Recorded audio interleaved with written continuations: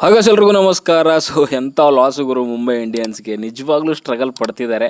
So ಮ್ಯಾಚ್ನ end ಮಾಡಲಿಕ್ಕೆ ಅದು successful ಆಗಿ ಅಂತಲೇ ಹೇಳ್ತೀನಿ. ಯಾಕಂತಂದರೆ ಮುಂಬೈ ಇಂಡಿಯನ್ಸಲ್ಲಿ ಬಿಗ್ ಹಿಟರ್ಸ್ಗಳು ಕಾಣಿಸ್ತಾ ಇಲ್ಲ. ಸೊ ಗೇಮ್ ಫಿನಿಷರ್ಗಳು ಕಾಣಿಸ್ತಾ ಇಲ್ಲ. ಹಾರ್ದಿಕ್ ಪಾಂಡ್ಯ ಮೇಲೆ ಸಿಕ್ಕಾಪಟ್ಟೆ ಡಿಪೆಂಡ್ ಆಗಿದೆ ಸೊ ತಂಡ ಮುಂಬೈ ಇಂಡಿಯನ್ಸ್ ಅವರು. ಬಟ್ ಒಬ್ಬ ಫಿನಿಷರ್ ಬೇಕೇ ಬೇಕು. ಮುಂಚೆ ಆದರೆ ಪೊಲಾರ್ಡ್ ಇದ್ದರು, ಬಟ್ ಇವಾಗ ಪೊಲಾರ್ಡ್ ಸ್ಥಾನ ತುಂಬುವಂಥ ಒಬ್ಬ ಆಲ್ರೌಂಡರ್ ಅಥವಾ ಒಬ್ಬ ಫಿನಿಷರ್ ಬೇಕಾಗಿದೆ. ಅದು ಮುಂಬೈ ಇಂಡಿಯನ್ಸ್ಗೆ ಕಾಟ ಕೊಡ್ತಿರುವಂಥದ್ದು. ಸೊ ಎರಡೂ ಮ್ಯಾಚ್ಗಳು ಕೂಡ ಇದೇ ಒಂದು ಪ್ರಾಬ್ಲಮಿಂದನೇ ಆಗಿರುವಂಥದ್ದು ಹಾರ್ದಿಕ್ ಪಾಂಡ್ಯ ಅವರಿಗೆ. ಸೊ ಮ್ಯಾಚಸ್ಗಳನ್ನು ಫಿನಿಷ್ ಮಾಡೋಕ್ಕಾಗ್ತಾ ಇಲ್ಲ ಆ್ಯಂಡ್ ತುಂಬ ಸ್ಟ್ರಗಲ್ ಪಡ್ತಿದ್ದಾರೆ. ಯಾಕಂತಂದರೆ ನೀವು ಈ ಮ್ಯಾಚಲ್ಲಿ ನೋಡಿದ್ರೆ ಆಲ್ಮೋಸ್ಟ್ 10-11 ಓವರ್ ಗಂಟ 10 ರನ್ ರೇಟ್ ಇತ್ತು. ಬಟ್ ಅದಾದಮೇಲೆ ಯಾವಾಗ 11 ಓವರ್ ಆಗುತ್ತೆ, 11 ಓವರ್ಗೆ 111 ರನ್ ಏನಿತ್ತು. But after 11 and Suryakumar Yadav ಅವರು ಔಟ್ ಆಗಿದ್ದಾದಮೇಲೆ ಅಲ್ಲಿ ಮ್ಯಾಚ್ ಅವ್ರಿಗೆ ಆಗಲೇ ಇಲ್ಲ. ವಿನ್ ಮಾಡಲಿಕ್ಕೆ ಆಗಲಿಲ್ಲ. ಆ್ಯಂಡ್ ಲಾಸ್ಟ್ GT ಮೇಲೂ ಕೂಡ ಅಷ್ಟೇ. ಅಲ್ಲಿ ಹಾರ್ದಿಕ್ ಪಾಂಡ್ಯ ಅವರಿಗೆ ಮ್ಯಾಚ್ನ ವಿನ್ ಮಾಡಲಿಕ್ಕೆ ಆಗಲಿಲ್ಲ. ಬಟ್ ನಿಜವಾಗ್ಲೂ ಸ್ಟ್ರಗಲ್ ಪಡ್ತಿದ್ದಾರೆ ಮುಂಬೈ ಇಂಡಿಯನ್ಸ್ ಅವರು. ಅದನ್ನು ಯಾವ ರೀತಿಯಲ್ಲಿ ಓವರ್ಕಮ್ ಮಾಡ್ತಾರೋ ಗೊತ್ತಾಗ್ತಿಲ್ಲ. ಬಟ್ ಇವತ್ತಿನ ಮ್ಯಾಚಲ್ಲಿ ಖಂಡಿತವಾಗ್ಲೂ ಮುಂಬೈ ಅವರು ಆರಾಮಾಗಿ ಗೆಲ್ಬೋದಾಗಿದೆ. ಟಾಸ್ ಗೆದ್ದಂಥ ಮುಂಬೈ ಇಂಡಿಯನ್ಸ್ ಅವರು ಬೌಲಿಂಗ್ನ ಆಯ್ಕೆ ಮಾಡ್ಕೊತಾರೆ. ಆ್ಯಂಡ್ ಇಲ್ಲಿ ಬ್ಯಾಟಿಂಗ್ ಬಂದಿರುವಂಥದ್ದು ಫಸ್ಟ್ ಬ್ಯಾಟಿಂಗಲ್ಲಿ ಲಕ್ನೋ ಸೂಪರ್ ಜೈಂಟ್ಸ್ ಅವರು. ಆ್ಯಂಡ್ ಇಬ್ಬರು ಕೂಡ ಓಪನರ್ಸ್ಗಳು ಸಖತ್ತಾಗಿರುವಂಥ ಒಂದು ಬ್ಯಾಟಿಂಗ್ನ ಮಾಡ್ತಾರೆ. ಮಿಚೆಲ್ ಮಾರ್ಷ್ ಆ್ಯಂಡ್ ಮಾರ್ಕ್ರಮ್ ಅವರು 76 in 42 ಬಾಲಲ್ಲಿ. ಆ್ಯಂಡ್ ಅದಕ್ಕೆ ಅತಿ ಹೆಚ್ಚು ರನ್ ಕೊಟ್ಟಿರುವಂಥದ್ದು ಮಿಚೆಲ್ ಮಾರ್ಷೇನೆ. ಸೂಪರ್ವಾಗಿ ಆಡ್ತಾರೆ. ಆಲ್ಮೋಸ್ಟ್ 50 ರನ್ ಆದಾಗ ಮಾರ್ಕ್ರಮ್ ಅವ್ರದ್ದು 6 ರನ್ಸ್ ಇತ್ತು ಮಾರ್ಷನ್ನೇ. ಆ್ಯಂಡ್ ಇನ್ನೊಂದು ಏನಂತಂದರೆ ಬೋಲ್ಟ್ ಅವರ ಬೌಲಿಂಗಲ್ಲಿ ಒಂದು ಕೀಪರ್ ಕ್ಯಾಚ್ ಆಗುತ್ತೆ, ಅದಕ್ಕೆ ಯಾರೂ ಅಪೀಲೇ ಮಾಡೋದಿಲ್ಲ. 6 ರನ್ ಆಗಿರುತ್ತೆ, 6 ರನ್ 4 ರನ್ ಆಗಿರುತ್ತೆ ಮಿಚೆಲ್ ಮಾರ್ಷ್ ಅವ್ರದ್ದು. ಅದಕ್ಕೆ ಯಾರೂ ಅಪೀಲೇ ಮಾಡೋದಿಲ್ಲ. ಅದು ಅಲ್ಲಿ ಅಂಪೈರ್ ಏನು ಡಿಸೈಡೇ ಮಾಡೋದಿಲ್ಲ. ಔಟು ಕೊಡಲಿಲ್ಲ, ಎಂಥದ್ದು ಕೊಡಲಿಲ್ಲ. ಅಲ್ಲಿ ಒಂದು ಮಿಸ್ ಜಡ್ಜ್ಮೆಂಟ್ ಆಯಿತು ಅನಿಸುತ್ತೆ. ಯಾರಿಗೂ ಕೇಳಿಸ್ಲಿಕ್ಕಿಲ್ಲ ಅಲ್ಲಿ ಕ್ರೌಡ್ ಒಂದು ಸೌಂಡಲ್ಲಿ, ನಾಯ್ಸಲ್ಲಿ. ಕೀಪರ್ ರಿಕಲ್ಟನ್ ಆ್ಯಂಡ್ ಬೋಲ್ಟ್ ಇಬ್ಬರಿಗೂ ಕೂಡ ಕೇಳಿಸಿಲ್ಲ ಆ ಒಂದು ಏನು ಎಡ್ಜ್ ಆಗಿತ್ತು ಅದು. ಅದು ಒಂದು ಜೀವದಾನ ಸಿಕ್ತು ಮಿಚೆಲ್ ಮಾರ್ಷ್ ಅವ್ರಿಗೆ. ಅದನ್ನು ಸರಿಯಾಗಿ ಯೂಸ್ ಮಾಡಿಕೊಂಡು ಸೂಪರ್ವಾಗಿ ಬ್ಯಾಟಿಂಗ್ ಆಡಿದ್ರು ಮಿಚೆಲ್ ಮಾರ್ಷ್ ಆ್ಯಂಡ್ ಮಾರ್ಕ್ರಮ್ ಅವರು. 72 ರನ್ಸ್ಗಳ ಒಂದು ಪಾರ್ಟ್ನರ್ಶಿಪ್ ಆಗುತ್ತೆ. ಅದಾದಮೇಲೆ ವಿಘ್ನೇಶ್ ಪುತ್ರ ಅವರ ಬೌಲಿಂಗಲ್ಲಿ ಕಾಟನ್ ಬೋಲ್ಡ್ ಆಗ್ತಾರೆ ಮಿಚೆಲ್ ಮಾರ್ಷ್ ಅವರು. 60 ರನ್ನು 31 ಬಾಲಲ್ಲಿ ಆಲ್ಮೋಸ್ಟ್ 193 ಸ್ಟ್ರೈಕ್ ರೇಟಲ್ಲಿ ಮಾಡ್ತಾರೆ. ನೆಕ್ಸ್ಟ್ ಬಂದಂಥ ಪೂರನ್ನು ಅಷ್ಟೇ. ಪೂರನ್ ಒಂದೆರಡು ಶಾರ್ಟ್ ಸಖತ್ತಾಗಿ ಆಡಿದ್ರು, ಬೌಂಡ್ರಿ 6 ಸ್ಪಿನ್ನರ್ಗೆ. ಅದಾದಮೇಲೆ ದೀಪಕ್ ಚಾರ್ ಅವರಿಗೆ ಕ್ಯಾಚ್ ಕೊಡ್ತಾರೆ ಹಾರ್ದಿಕ್ ಪಾಂಡ್ಯ ಅವರ ಬೌಲಿಂಗಲ್ಲಿ. ಆ್ಯಂಡ್ ಪೂರನ್ದು ಇನ್ನಾದರೂ ಇದ್ದಿದ್ದರೆ ಇನ್ನೂ ಹೆಚ್ಚಿಗೆ ಸ್ಕೋರ್ ಹೋಗಿರೋದಂತ ಅನಿಸುತ್ತೆ. ಬಟ್ ಹಾರ್ದಿಕ್ ಪಾಂಡ್ಯ ಸಖತ್ತಾಗಿ ಬೌಲಿಂಗ್ ಮಾಡಿದ್ರು. ಆ್ಯಂಡ್ ಅದಾದಮೇಲೆ ಬಂದಂಥ ಪಂತ್ದಂತೂ ನಿಜವಾಗ್ಲೂ ಬ್ಯಾಡ್ ಟೈಮ್ ಅಂತ ಶುರುವಾಗಿದೆ. ಅದೇನು ಅಂತ ಅರ್ಥ ಆಗ್ತಿಲ್ಲ. ಅವ್ರಿಗೇನು ಆ ಪ್ರೈಸ್ ಟ್ಯಾಗು ಅವ್ರಿಗೆ ಪ್ರೆಷರ್ ತಂದು ಕೊಡ್ತಿದೆಯಾ ಆ್ಯಂಡ್ ಅಥವಾ ಅವರು ಓನರ್ ಏನಿದ್ದಾರೆ ಅವರ ಒಂದು ಕಿರಿಕಿರಿ ಜಾಸ್ತಿ ಆಗಿದೆ, ಅರ್ಥ ಆಗ್ತಿಲ್ಲ. ಬಟ್ ಸಿಕ್ಕಾಪಟ್ಟೆ ಫಾರ್ಮ್ ನೋಡ್ತಾ ಇದ್ರೆ ಮ್ಯಾಚಸ್ಗಳಿಂದ ಒಂದು 3-4 ಮ್ಯಾಚ್ ಏನಾಗಿದೆ.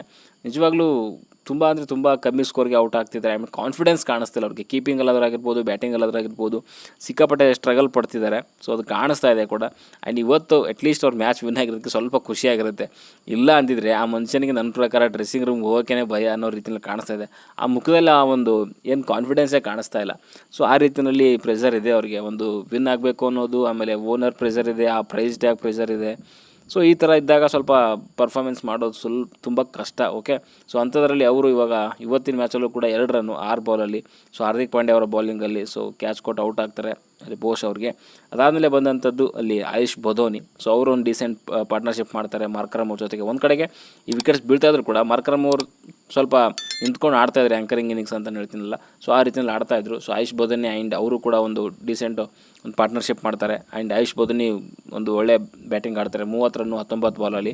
ಇದ್ರ ಜೊತೆಗೆ ಮಾರ್ಕ್ರಮ್ ಅವರು ಕೂಡ ಒಂದು 50 ಕಂಪ್ಲೀಟ್ ಮಾಡ್ಕೊತಾರೆ, 53 ರನ್ಸ್ ಇನ್ 38 ಬಾಲು. ಅವರು ಕೂಡ ಔಟ್ ಆಗ್ತಾರೆ ಹಾರ್ದಿಕ್ ಪಾಂಡ್ಯ ಅವರ ಬೌಲಿಂಗಲ್ಲಿ. ರಾಜ್ ಭಾವ ಅವರಿಗೆ ಕ್ಯಾಚ್ ಕೊಟ್ಟು ಔಟ್ ಆಗ್ತಾರೆ. ಆ್ಯಂಡ್ ಕೆಳಗಡೆ ಬಂದಂಥ ಡೇವಿಡ್ ಮಿಲ್ಲರ್ ಆ್ಯಂಡ್ ಅವರು 27 in 14 ಅವರು ಒಂದು ಡೀಸೆಂಟ್ ಒಂದು ಎಂಡ್ ಕೊಡ್ತಾರೆ ಅಂತ ಹೇಳ್ತೀನಿ. ಡೇವಿಡ್ ಮಿಲ್ಲರ್ ತುಂಬ ಒಂದು ಎಂಡ್ ಮಾಡ್ತಿದ್ದಾರೆ, ರನ್ಗಳನ್ನ ತೊಗೊಂಡು ಬಂದು ಒಂದು ಟೋಟಲ್ನ ಕಲೆ ಹಾಕೋದ್ರಲ್ಲಿ. ಡೇವಿಡ್ ಮಿಲ್ಲರ್ ಅವರ ಪಾತ್ರ ಚೆನ್ನಾಗಿದೆ. ಆ್ಯಂಡ್ ಕೆಳಗಡೆ ಬಂದಂಥವ್ರು ಯಾರು ಅಷ್ಟೇನು ಬಿಗ್ ಸ್ಕೋರ್ ಮಾಡಲ್ಲ. ಅಬ್ದುಲ್ ಸಮದ್ 4 ರನ್ನು, ಠಾಕೂರ್ 5 ಆ್ಯಂಡ್ ಕೆಳಗಡೆ ಅವೇಶ್ ಖಾನ್ ಒಂದು 2 ರನ್ ಮಾಡ್ತಾರೆ.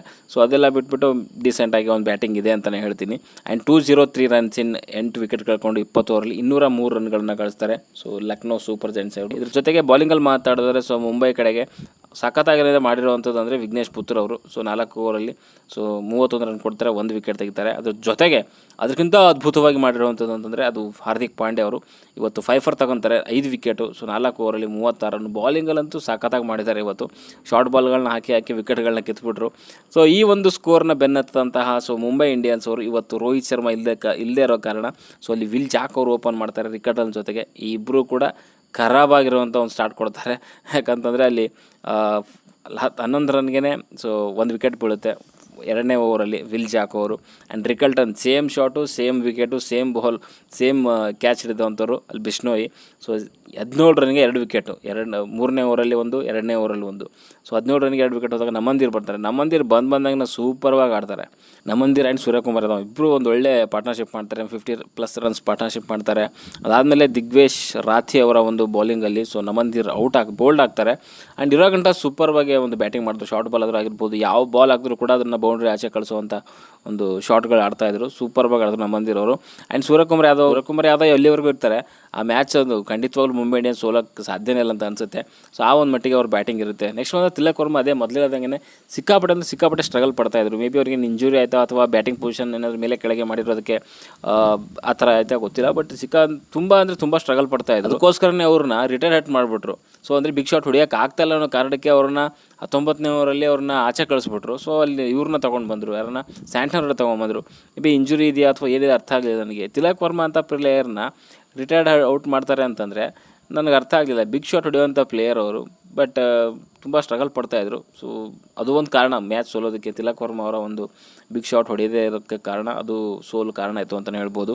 ಆ್ಯಂಡ್ ಅಲ್ಲಿ ಸ್ಯಾಟ್ನರ್ ಬರ್ತಾರೆ and Hardik Pandya. So last 2 ಓವರ್ಸಲ್ಲಿ 28 runs ಬೇಕಾಗಿತ್ತು. ಸೊ ಲಾಸ್ಟ್ 2 ಓವರ್ಸಲ್ಲಿ 28 ರನ್ ನಿಜವಾಗ್ಲೂ ಅದನ್ನು ಚೇಸ್ ಮಾಡಬೇಕಿತ್ತು. ತಿಲಕ್ ವರ್ಮಾ ಆ್ಯಂಡ್ ಹಾರ್ದಿಕ್ ಪಾಂಡ್ಯ ಅಂತ ಬ್ಯಾಟ್ಸ್ಮನ್ ಬಿಗ್ ಹಿಟರ್ ಇದ್ದಾಗ ಅದನ್ನು ಆರಾಮಾಗಿ ಚೇಸ್ ಮಾಡ್ಬೋದಾಗಿತ್ತು. ಬಟ್ 19ನೇ ಓವರಲ್ಲಿ ಜಸ್ಟ್ 7 ರನ್ ಕೊಡ್ತಾರೆ ಠಾಕೂರ್ ಅವರು. ಎಂಥ ಬೌಲಿಂಗ್ ಇರೋದು, ಜಸ್ಟ್ 7 ರನ್. ಅಟ್ಲೀಸ್ಟ್ ಮಿನಿಮಮ್ ಅದರಲ್ಲಿ ಒಂದು 12 ರನ್ ಬಂದಿದ್ರು. ಸೊ ಲಾಸ್ಟ್ ಓವರಲ್ಲಿ ಆರಾಮಾಗಿ ಮಾಡಿರೋರು, ಬಟ್ ಅದಾಗಲಿಲ್ಲ. ಆ್ಯಂಡ್ ಲಾಸ್ಟ್ ಓವರಲ್ಲಿ ಸೊ ಅಲ್ಲಿ 22 ರನ್ ಏನೋ ಬೇಕಿರುತ್ತೆ. ಆ್ಯಂಡ್ ಫಸ್ಟ್ ಬಾಲಲ್ಲಿ 6 ಹೋಗುತ್ತೆ. ಸೊ ಇನ್ನೇನು ಬಂದುಬಿಡುತ್ತೆ ಲಾಸ್ಟ್ ಇನ್ನೊಂದು 5 ಬಾಲಲ್ಲಿ 16 ರನ್ ಅಂದಾಗ. ಬಟ್ ಅಲ್ಲಿ ಸಖತ್ತಾಗಿ ಮಾಡಿದ್ರು. ಆಮೇಲೆ ಸಿಂಗಲ್ಸ್ ತೊಗೊಳಂಗಿಲ್ಲ, ಡಬಲ್ಸ್ ಹೊಡ್ಲಿಂಗಿಲ್ಲ. ಅಟ್ಲೀಸ್ಟ್ ತಿಲಕ್ ವರ್ಮಾ ಇದ್ದಿದ್ದರೆ ಸೊ ಅವ್ರು ಬಿಗ್ ಶಾಟ್ ಹೊಡಿತಾರೋ ನಂಬಿಕೆ ಇದೆ. ಬಟ್ ಸ್ಯಾಂಟ್ನರ್ ಮೇಲೆ ಹಾರ್ದಿಕ್ ಪಾಂಡ್ಯ ನಂಬಿಕೆ ಇಲ್ಲ. ಸೊ ಫಸ್ಟ್ ಬಾಲ್ 6 ಬರುತ್ತೆ, ಆಮೇಲೆ ಸೆಕೆಂಡ್ ಬಾಲ್ 2 ಏನೋ ಬರುತ್ತೆ. ಆ್ಯಂಡ್ ನೆಕ್ಸ್ಟ್ ಒಂದು 2 ಬಾಲ್ಸ್ ಡಾಟ್ ಆಗುತ್ತೆ. ಆಮೇಲೆ ಇನ್ನೇನು ಮ್ಯಾಚೇ ಹೊಂಟೋಯ್ತಲ್ಲಿ.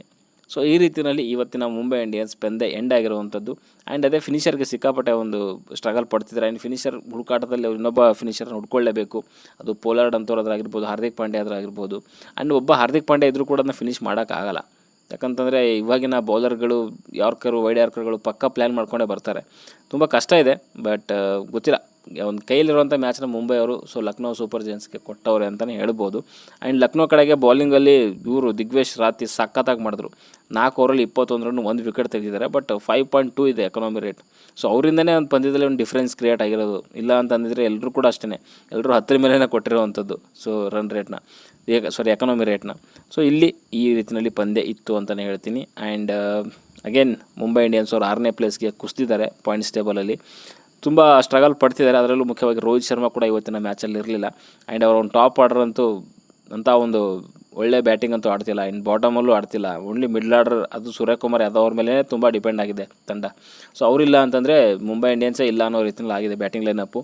ಆ್ಯಂಡ್ ಬುಮ್ರಾ ಯಾವಾಗ ಬರ್ತಾರೆ ಸೊ ಅವಾಗಿಂದ ಮೇ ಬಿ ಮುಂಬೈ ಅವರ ಒಂದು ಸೀಸನ್ ಶುರು ಆಗುತ್ತೆ ಅಂತ ಅನಿಸುತ್ತೆ. ಅಟ್ಲೀಸ್ಟ್ ಬುಮ್ರಾ ಬಂದರೆ ಬೌಲಿಂಗಲ್ಲಿ ಒಂದು ಇಂಪ್ಯಾಕ್ಟ್ ತೊಗೊಂಡು ಬರ್ತಾರೆ.